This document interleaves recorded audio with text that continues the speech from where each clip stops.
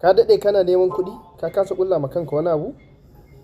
Duk abin da kake so ka samu za ka kana nema, mutane suna ma kallon samu, amma kai a ɓoye ka kasa ƙulla ma kanka wani abu.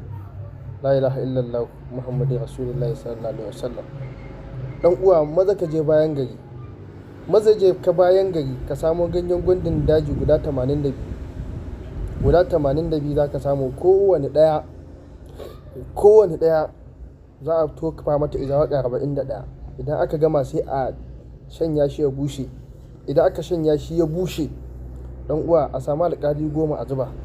Idan aka samu alƙali 10 a zuba, sai ka haɗa ka jajjaga shi ka dinga hayaƙi da shi. In dai wannan abin shine matsalanka. Mun haɗa wasu da yawa, wasu muna ba su haɗaɗɗe, amma in kana da yadda ya kai ba sai ka wahala ba. In kana da yadda ya kai ka samu, ka je ka samu. In kuma haɗaɗɗe kake nema, kai mana magana a profile ka ɗan number ka kira mu, za mu tura maka duk inda ya je zuwa gare ka, alfarman manzon Allah sallallahu alaihi wasallam.